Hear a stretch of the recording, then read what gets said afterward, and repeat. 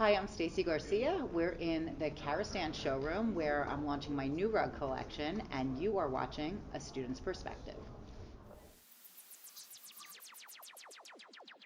Hi there, and thanks for tuning in to A Student's Perspective, the weekly series that connects students with designers, manufacturers, educators, industry professionals, and design media celebrities to hear their stories on just how they've gotten to where they are now.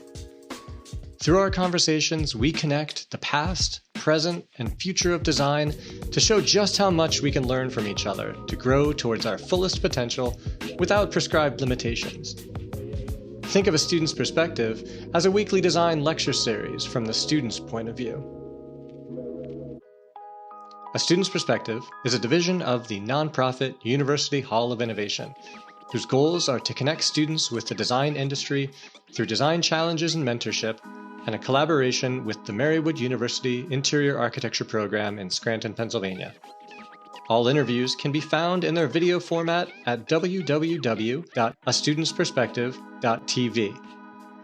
For more information or sponsorship inquiries, please contact universityhallofinnovation@gmail.com.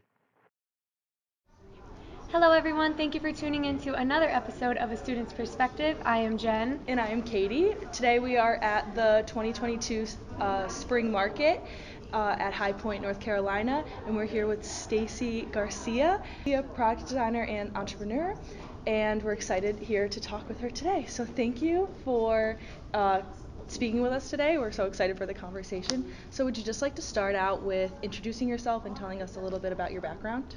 Sure. Well, thank you for having me, and I'm so excited, and I know we were emailing back and forth, so I'm glad we finally got to make it happen, and it worked out really well because here we are in the showroom. We have my new rug collection as our backdrop, and as you said, I'm a product designer. I'm an entrepreneur. I own two businesses. My first company is called Libatex, and it was where I took my passion and my degree in surface pattern design, and I actually started a textile company, and that company is over 22 years old. We supply fabrics to hotels and resorts through that business. And my second company is Stacy Garcia Design, and that was actually a spin-off, and maybe we'll get to talk about that today. So that was my second business, and that's a product design and licensing company. So we create collections for manufacturers under one of my multiple brands. Oh, that's really nice. Yeah. So speaking of the product design, what kind of product do you dive into? Is it just all types of furniture? Do you do wallpaper? If you wanted to elaborate on what you do. Yeah, so my roots are actually designing product, as I said, for hospitality or hotels. And that was really where I started out. So my first job out of school, I'm going to go into storytelling before I answer your question. That's fine, yeah. So my first job out of school was actually working at a company in the textile building, one of the textile buildings in New York City. And that company at the time was called Cadillac Curtains and Oxford Draperies, and I was designing sort of engineered drapes and textiles that were sold in catalogs. And I worked there for about a year, and one of the people I worked with left and went 3 floors up to another company called Richloom Textiles, and they're still a very large textile converter and importer. And she introduced me, and I got hired in their contract division. And I had no idea, what that meant. And for them, the contract division focused mostly on hospitality and creating collections of fabrics that went into hotels. And at the time, it was super themey. And so you'd go to like Las Vegas, and it would be crazy patterned bedspreads. It was not white like you see it today. Mm-hmm. And it was all a different theme, right? It was a tropical theme, or New York, or Paris. And I fell in love with the hospitality industry because it was like creating patterns and color that transported people. It was like fantasy design. And I loved it. And I did that for 5 years. And when I was ready to start my own business, I was like, I'm sticking with the hospitality industry. This is what I love. And so I founded Libatex, and I can tell you that story a little later if we have time, but that was the first company I founded, and I was in my 20s. And so I was kind of sitting with this, hospitality textile firm, and I showed at a trade show my first collection. And a year in, I had an opportunity. I had actually Hunter Douglas, who's a major company. They're a $1 billion window covering company. they were acquiring businesses. And they kind of circled around my booth a few times and started to ask me if I was interested in selling my company. And I was like, well, I'm only in my 20s. Like, I started this a year ago. I'm not really interested in selling it, but, maybe we can talk about other things. And I had an uncle who was working just to help me, like volunteering out of love to help me. I wasn't paying him at all. And he looked at me and he was like, Stacy, like, take the meeting. You gotta meet with them, at least hear what they have to say. And so I took the meeting under Uncle Larry's advice, and we ended up not selling the business, thankfully, but actually deciding to do a spin-off company. So I decided, just in case if I ever wanted to sell this textile company, I would still own my name, Stacy Garcia. So I came up with, the second company, Stacy Garcia Inc., and that's the design and licensing business. And so Hunter Douglas was one of my first licensed partners. And from there, over the course of the next, I guess it's been, 16, 17 years, the whole COVID's been a time warp, but of running this company, I've created licensed partnerships, everything from floor to ceiling. So your first question was kind of like, do you design furniture or carpets? What are the things? So it really is everything from floor to ceiling. And my roots are in the hospitality industry because I spent so much of my career designing products for hospitality. So we're doing carpets, we're going to be launching LVT, which is luxury vinyl tile. We do wall coverings, textiles, throw blankets, lighting, furniture, really kind of everything that you would put into a hotel, artwork that we've developed under licensed collections with different partners. And then from there rolled it into other brands, and that's kind of where we're sitting today as we've grown our business, expanded our footprint from hospitality into home decor. Okay, so thank you for diving into all of that, because that Yeah. definitely gave us a little bit of background of how you ended up where you are today. So would you say that you are leaning more towards residential and not hospitality work, or are you still in that industry as well and like kind of meshing the two? Yeah, still very, very embedded in the hospitality world. That business had kind of, I would say, atrophied a little bit over the last 2 years during COVID when people were not traveling so much. So that was definitely sort of, we shifted our focus during that time and looked and said, well, people are staying home. This was always on our radar. We always wanted to be in the world of residential, and actually pre-COVID had launched a collection with QVC. So this was always something that we looked to do, was to expand what we did, because really people will travel. You go into a hotel, you love the decor, and sometimes, people might open a dresser drawer and it would say Stacy Garcia, and we would get a text from somebody or an email from somebody, oh, we love this, can we buy it? And the answer was like, well, yes, if you have 100 rooms that you want to put it in, right. We can sell it to you, or our partner can sell it to you. But if you want it for your house, there was no way to access it. And so we had really started to look at, well, how do we expand so that consumers who love what we do can bring it home with them and have that experience or a version of it home with them. And so we took that idea and went to QVC, which is, I don't know if you know what it is or the students listening know what it is, but it's an online TV show where you sell product 24 hours a day, and they have multiple channels. If you ever saw the movie Joy, she got her start on QVC. And so that was something we pitched to their lead buyer. They loved the idea of sort of bringing hospitality home, and we created a brand for them called Stay by Stacy Garcia. And so I spent 2 years going onto TV, bringing product to consumers that were inspired by hotels. So like crisp white bedding and pretty linens and nice towels and plush rugs and all of these kind of fun things. But it was more almost spa. The sort of angle or the look and feel of that brand was almost like spa, very kind of clean and white and pastel and a little bit of pattern, but not too crazy, very sort of zen and understated. So that was our first foray into consumer product. And then, as I was saying, once COVID happened, we really started to say, okay, well, what else can we bring to market? And my Stay brand was exclusive to QVC at the time, so I created Stacy Garcia Home, and really with the idea of bringing inspiration and this kind of modern look that I love into the marketplace, not just under this zen feel, but kind of in this whole home, this whole lifestyle. And that's, really what the Stacy Garcia Home brand is about, kind of, we call it modern eclectic. Oh, I like that a lot. So I just wanted to say that I'm also really excited to hear about that because just being a student here at High Point Market, I was curious how being a buyer works. So I'm not sure if anyone listening understands that you kind of sign up as a guest, as a exhibitor, as a student, buyer, guest, so on and so forth. And I was looking for a gift for my mom, and I asked someone, so how can I go about getting this? And they were like, well, you can spend $500 and get a minimum of this item and so on and so forth. So it's nice to hear that you kind of are already creating that at a broader level, of course, because we're only at High Point and that's kind of the gist of what you do here as a buyer. But outside of this place, it's really nice to hear that you recognize that hey, like people like this product. It doesn't just have to be wholesale items and just full on, repetitiveness within a hotel room or whatever that may be. So it's nice that you were like, all right, let's branch off and do this for those people that are interested in that. Right, to give access to people who you want one rug, right? Yes. Like you want, like you said, I want one pillow, I want, or whatever, I don't want to have to spend $500 to open a minimum. Right. And like you said, at market, and there's all different kinds of trade shows and markets that happen all over the world for different products, but typically when you're buying and you're coming in as a wholesale buyer, there's an expectation that you're going to spend a minimum amount to have access to those discounts, and then you get to resell them at retail.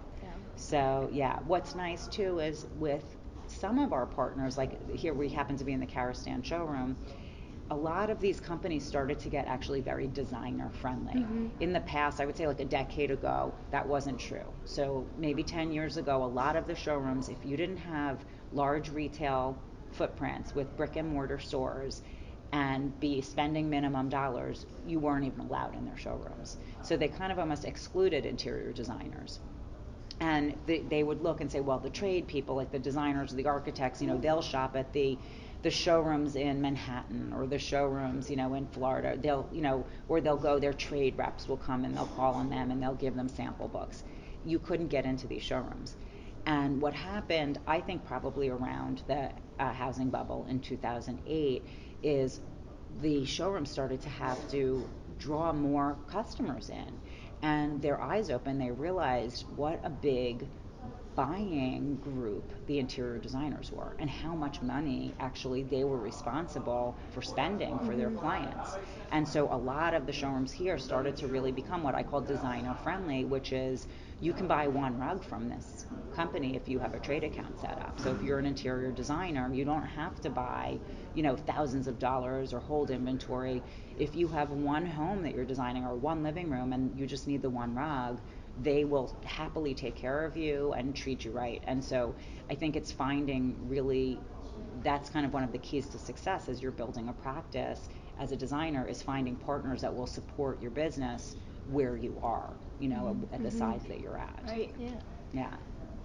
So jumping back to, you talked a little bit about starting your own company, and as a student in our 20s, I'm kind of interested at like your process of just starting out. Like, I know you said you started in textiles, but like, I could never dream of like opening up a business right now, at least. So I was just wondering, like, maybe you could tell like a little bit more about your process and how you kind of got to the idea of like, I'm just going to do it myself. Yes, that's a great question. I would say my advice is take a job first. Like if you can learn on somebody else's dime, that's always a good thing, right? Get a job, even if they're not paying you. Like if there's something that this is your dream, volunteer for them, do an unpaid internship, whatever it is, just to be around it, to be exposed. So I think experience is something that has a huge value because you're learning from somebody else how to do it. Sometimes you learn how not to do it, right? You're going to learn from their mistakes too. Valuable too. Yeah, and sort of understand more of that process. So much I think of my success is that I spent some time working in the industry first. I didn't just dive right out of college, although I do know some people do, and some people have been very successful doing it depending on their business and how the stars align for them. But for me, in my personal journey, I really believe that the work I did, both interning, I actually interned at Ralph Lauren. I was very, very fortunate that I had a professor, just like you do, who were well connected in industry. And so she had a contact there with the creative director of that studio, and I got to do a summer internship there, which was like the first time I ever heard the word licensing. I had no idea what licensing was. Now that's like my core business. And then from there went on to take the jobs that I was telling you about as a textile designer. And I worked for about 6 years in industry before I started my own business, which is not very long, but it was long enough to understand how printing worked, to have visited mills, to have seen the techniques, to hear the pricing. The other thing I'll say is if you do dream ever about going off on your own, even if you don't, even if you just dream, not even just want to climb the ladder, you want to evolve, you want to be the one who runs the studio one day, whatever it is that your dream is, raise your hand and ask for opportunity. So in my company, I was really lucky. I had gone to a trade show, and here I was, this young, I was probably 22 or 23 years old, at this trade show. It wasn't my first one, but a woman came by. She was sort of really seasoned in our industry, and she came by and started chatting with me about our trade show booth that I had put together and the colors from a collection I had designed. And she said, "Oh, this is so great, and I see you're young and you're getting started." And she said to me, "Join 2 organizations."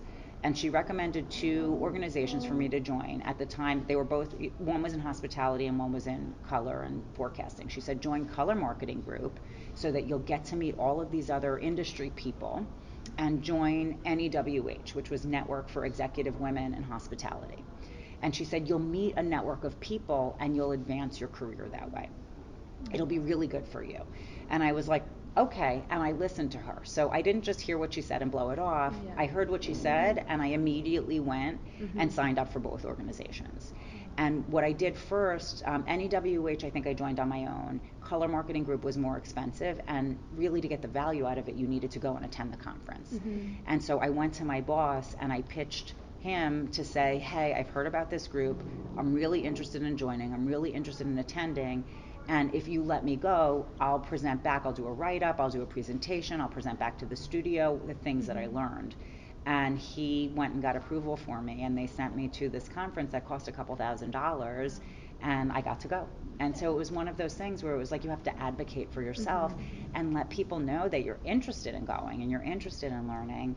And it was great exposure. I mean, it expanded my network like overnight. I met all of these people, not just in textiles, in fashion and automotive and all designing all kinds of product, and sat in on their process. So that was really just a great, piece of advice is if you're going to go off on your own or if you're going to grow your career, I think the more exposure you have, the better.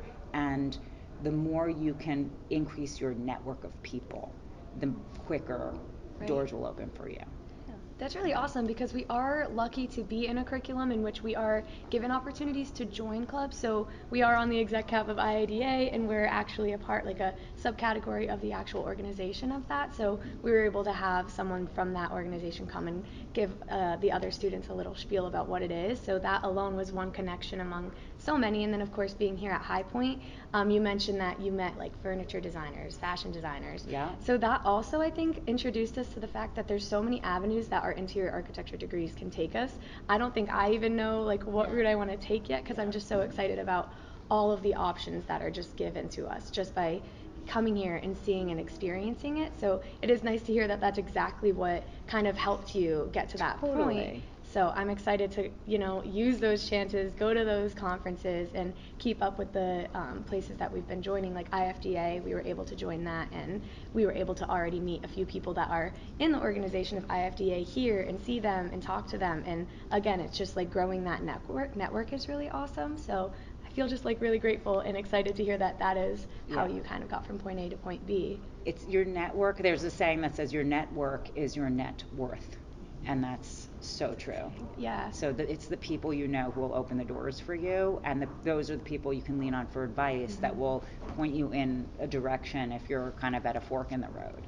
Right. So, it's keep up with those people. You don't have to talk to them every day, but even still, I mean, I don't know, 26 years out of my college graduation, I'm still in touch with my professor, excuse me, that opened the door for me at Ralph Lauren.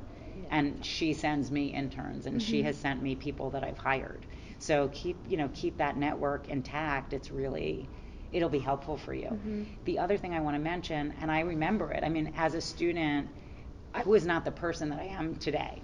I was a seedling of the person I am today. I was just getting started. I had big dreams for myself. But there's an intimidation factor too when you're like surrounded by people who are established in their career. And so, I remember being nervous. I mean, I was a kid in high school who looked at my feet as I walked down the hallways. I didn't want to make eye contact with people. I was insecure and nervous, and I always felt like everybody else was cooler than I was, and so I didn't want to have to talk to people. So I was much more introverted, believe it or not.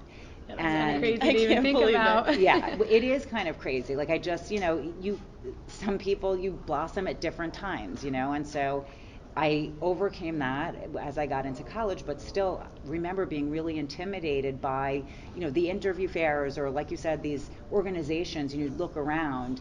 Even after college graduation, the first event I went to for NEWH, I went with somebody who was a mentor of mine at Richland. She became a very, very dear friend. She's turning 80 this year. Oh, wow. And again, she and I are still in touch. She is long retired. But I remember attending this big gala, and the two of us walked in, and all the women who were members were wearing pearls. Like, they were like, junky, kind of whatever fun.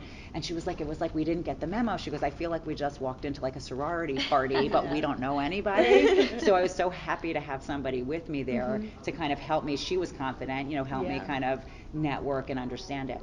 But really quickly, what I discovered, and this is the advice I really want to share with anybody who's listening, who has that fear factor about showing up as a student and worrying about, like, well, what do I have to bring to the table? Like, what value am I going to add to this whole group of seasoned professionals?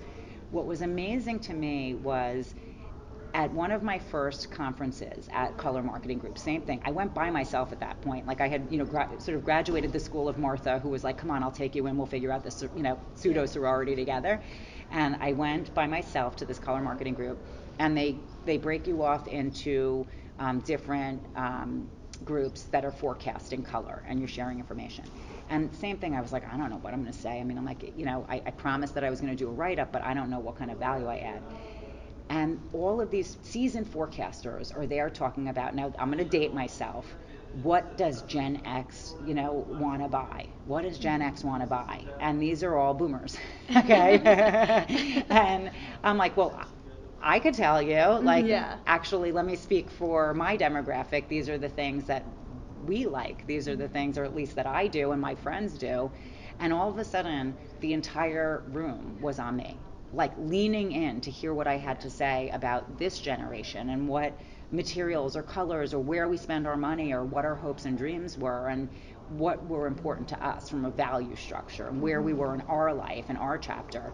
And I can tell you, as somebody who's now in product development and bringing things to market and understanding what demographic ultimately we're trying to reach and transact with, the next generation, like the Zoomers, are a huge demographic. It's really important for us to understand, anyone who's in product development to have that voice, to understand, what are the things that are important to you and your generation. So for the students out there, I think it's sort of understanding that that's really powerful.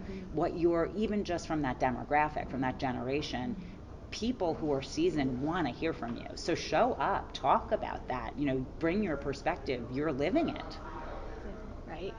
I think we've been learning a lot this week, and then we were also lucky enough to come last fall High Point Market. So we've been learning a lot, that everyone is excited that you learn from older generations, but you also learn from younger generations, and to not be bashful about it, to just speak up when you know what you know, and don't be scared to do that. And I'm sure that in that room you probably impressed so many people. Like, here's this girl that walked in, and at first she was timid, but now we're learning from her and we're excited to hear more from her. So it's nice, again, to just kind of have that inspiration to go out there, say exactly what you think that is needing to be heard. So it's nice to hear that you also had that impact in that room alone. Oh, for sure. And I feel really fortunate. I have 4 children. So wow. I'm, look, and I say, well, my oldest is 22. So he's in this generation. He's a student. He's graduating this year from Northeastern. And I say my kids keep me cool. I'm completely open to what they have to say. I mean, I listen because they know more than we do. And I laugh because I'll come into our team, I mean, everything from social media ideas, to new product ideas. They have such, just a different feel for things, a different pulse on things, and they're in it. I mean, especially my 12-year-old, probably more than even, you guys, because she has time to do it. So she's not doing, papers and presentations yet. That's not her chapter. So she's just consuming TikTok like a beast, Yeah. So there are things that I'm like, I'll come into my office and go like, well, Layla said we have to do this. And my team is like, Stacy, you're talking to us like we don't know. And I was like, no, you don't. Like, I love you all. You're amazing and you're brilliant and you're so good. But she's the next generation down, even from the recent college graduates. Like, she's a decade younger.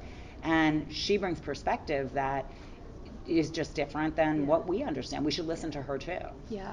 Like every decade is different, and it's crazy that we're like, you seem like you're so close, like we have like brothers and sisters that are like 10 years older or younger than us, but like their perspective, like you said, their perspective is so different than how I view the world or whatever. But. Right. Also, you mentioned social media too. I feel like it's crazy how engrossed everyone in our generation is in that. So then also I think that's affecting the trends. Like, trends are constantly changing at a rapid pace. So it's nice that you also have that chance to kind of sit down and chat with them. So what are you seeing on there? Like, tell me a little bit about that. Exactly. It's cool that you are like, you listen to them and you're like, okay, tell me what is going on. And like, I think that's so interesting because a lot of people, like my mom is like, I can care less about what's going on the internet, but I'm like, no, like this is gonna tell us what is going on. Yeah. So, but you talked a little bit about your kids and how they keep you young, but where does your inspiration come from, like every day, to kind of keep going? I'm sure they are one of them, but I'm just kind of curious to see like what inspires you from day to day. Okay, so it's really a great question. I don't know if you knew this, but my tagline for my company is stay inspired. And so I always felt like, first of all, it was a play on my name, which is Stacy, but the idea of inspiration, where does that come from and what inspires people? So I love the question, and yes, you're right, of course, my children are an inspiration, but I look at myself sort of as, when you look at design, I always say that design lives at the intersection of art and commerce. And so that's sort of the bridge between this thought process as an artist and then having to translate it into something that's going to be saleable into the marketplace, right, where commerce happens. So inspiration is a really important part of being a designer, and what's that thought process. So for me, I pull inspiration from everywhere. I know that's not a fair answer, but I think it speaks to our brand ethos and certainly what we're doing here with this modern eclectic look. Everything that comes out of our studio really does have sort of a modern slant to it. For me, that means, the idea of modern or contemporary is bringing out product and design that's appropriate for the people who are living today, right? What's important to us today? So I always feel like you have to bring a modernness to it or contemporariness to it, because what's important today may not have been what was important 20 years ago or 100 years ago. So I love sort of having that modern element to it. For me, modern is also a little more clean lined, not super fussy. So I like, always doing things that are a little more edited and feel, to me, a little more contemporary. But the inspiration comes from all over. So as I said, I have roots in hospitality, which means I also did a lot of travel, and I love to travel. So you'll see elements from different cultures, from some of my trips, things that I picked up. It might be Morocco, it might be Israel, all different places, Spain or Greece. Wherever I've been, I always bring elements, whether that's color, pattern, material ideas, back with me. Some of my inspiration comes from nature. So I find, sometimes I'll go on a hike, I'll take pictures, again, bringing texture back to the studio, ideas like that. I love vintage, so I have a nice collection actually of vintage textiles and vintage wallpapers. Actually, there's a rug right behind you, so this one here that sort of feels like the more traditional of the group came from a vintage patch that I have, so it looked like it was on like a shoulder patch. So it was this tiny little, really worn patch that I just thought was really cool when I bought it, and I knew, I'd make it into something at some point, and so it became a rug. So we put it into repeat, we built texture into it to kind of replicate some of that aging that was on this old patch, And I think it became a beautiful rug. Yeah, definitely did. And yeah, and then I'm a New Yorker, so certainly like the grit of the Right. city, inspires some of my work. The architecture of the city inspires some of my work. So you'll see, some of that graphic quality in some of the things that I do. So I really kind of take inspiration from all different places. And I think that is that idea of I don't want to just call my look modern. I love this idea of layering in, using color as a tie between. You can see it even here. This is mostly neutrals, but how you have kind of organic texture with something that looks like a 70s floral with something that came off of a vintage patch. And it could all work together in an interior space. Like color can become a common thread as long as the scale plays nicely together. And so that's really a lot of how I approach design and a lot of what inspires my collections.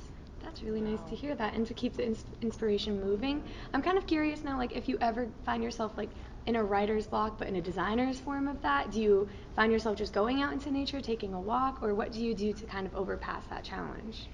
I do think inspiration is something that you have to purposely cultivate. Otherwise, you get busy or you get sucked into social media and you lift your head up and you go, wow, like 3 hours just went by, right? Yeah. So, and I didn't really find inspiration there. Like my mind was in a fog, but there was nothing truly inspiring, maybe funny, but not inspiring. So I do think you have to make time for inspiration. There's a great book by Julia Cameron that's called The Artist's Way. And it's one of those things that, if you pick it up and read it, it's not a hard read, but she sort of takes you through this process. So again, I really do believe as designers, art has to be part of our process. And so she'll tell you to take yourself on artist dates and you just book time to go and be inspired and book time to go and create. And so that is really something that I try to build into my practice and in my studio. I would say my writer's block, so to speak, my inspiration block. I struggled over COVID because we were like, I joke we were like fish in a fishbowl. Like I would swim from one side of my kitchen to the other side of my kitchen, and then I would swim back to the other side, and you're sort of looking at the same thing over and over again. And things became sort of sterile feeling almost. You're on Zoom and I wasn't, getting dressed so much, and it was uninspiring a little bit. And I have a beautiful home, and I was so happy to be surrounded by my family. But after, a while, after the first year, it kind of lost its luster. So I started going on walks with my husband, and just sort of this kind of simplistic ritual of okay, it was like a time for the 6 o'clock walk. And I started watching the trees, and it sounds silly, but it's like we were walking almost every day, and so you start noticing like, okay, the tree is barren, and then the tree'd still be barren, and then you'd start to see like little tiny bit of color coming out. Oh, the season's changing, and I started to just watch these trees over the course of a year and seeing that cycle of nature, and that became a source of inspiration for me, just to sort of witness what nature was doing by itself, not bothered by anybody, not bothered by COVID, and the different colors that came out, and watching the tree in bloom, and then watching the tree lose it, change its leaves, and all the different things. The flowers would fall off, and it would just be leaves on the tree. Then they would change color, and then those would fall off again, and you sort of say, wow, like look at this beauty. So that was a ritual that we developed and just kind of started to purposely look to be inspired. And then we do inspiration trips. So I'll do inspiration days with my studio from time to time. So we actually just took our team to the Met in New York City, and we saw the Disney exhibit, and just really, it was interesting to see his process where he loved Rococo art and architecture and decor, and how that became a basis of some of the animated movies that he did. And you see all of this kind of elements show up in Beauty and the Beast and Cinderella, and it was really a cool exhibit, and to see what made somebody else who was so creative tick. Definitely.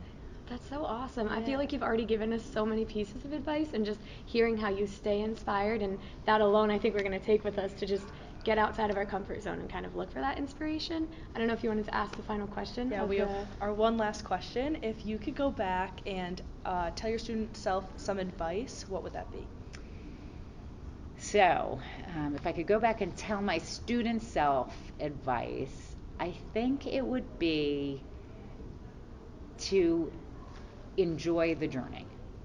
I feel like I was in such a rush to get my job and work my way up the ladder and learn and and then launch, get into my first business. I was in such a rush to make things happen. It's probably great advice for my adult self too, is to enjoy the journey a little more. I think some of it is when you're in a rush, when you can see your end goal so clearly and you just want to make it happen. You see that next goal and you're climbing toward that next goal. I think a lot of times we forget about actually living our life. Right. And so, I think that would be my advice, is sort of like, sister, it'll work itself out. Like it's, just have fun, enjoy the process. Go have a lunch with one of your coworkers. Go out. Go see an exhibit. Go to the park. Enjoy this part of the journey, because each chapter becomes like nostalgic to you when you're older. I look back at my first apartment that, was a 1-bedroom, and I shared it with my cousin who's a year older than me, and we were really, really close, and she had graduated a year before and lived at home for the year, and we had our master plan, and we were going to move into New York City together, and we did. And, we split the bedroom in half, so it was a railroaded bedroom, so we could have like a nice sized living room, which was still a matchbox of an apartment.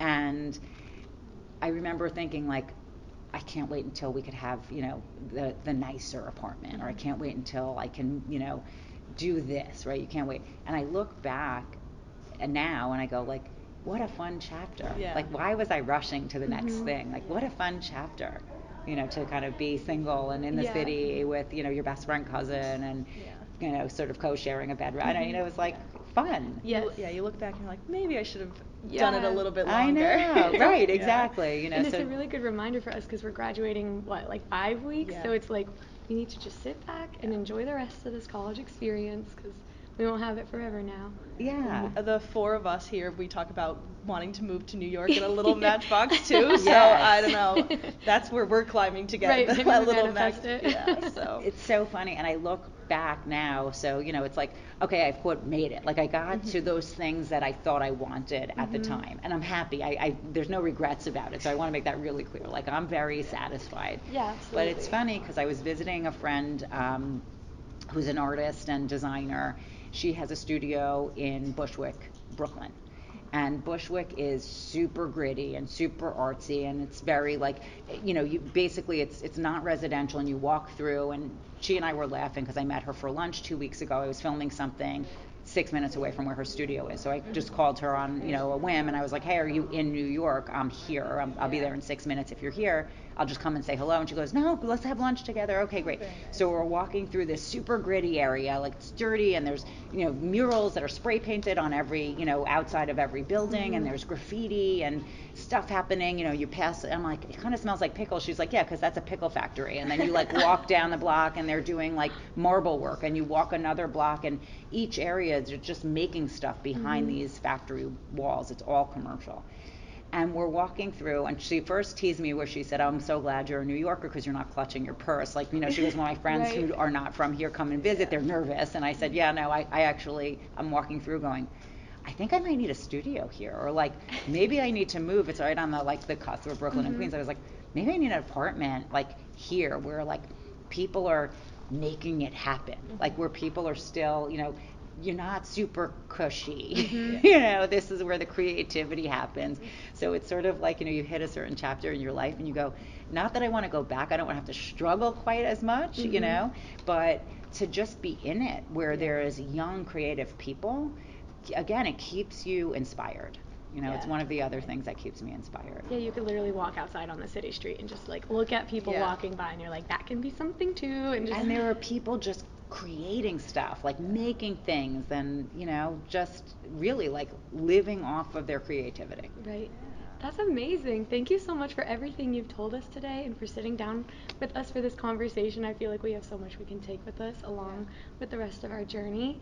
Yeah, thank you. This has been so fun, and I love, like I said, I love speaking to young people. You're just getting started, and I kind of can't wait to see all of the great things that you all accomplish. I'm excited to see all that new stuff you're talking about introducing to the world. Yeah, thank you. Well, I was going to say, for anyone who wants to check it out, it is at Stacy Garcia Inc. Awesome. And there's no E in Stacy. Stacy, so follow along the journey.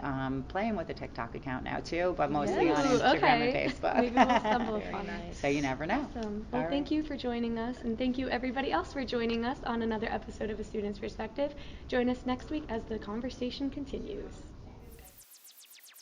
We hope you liked this discussion with the design industry from a student's perspective. Please like, share, and comment, and stay tuned for more inspiring conversations to come.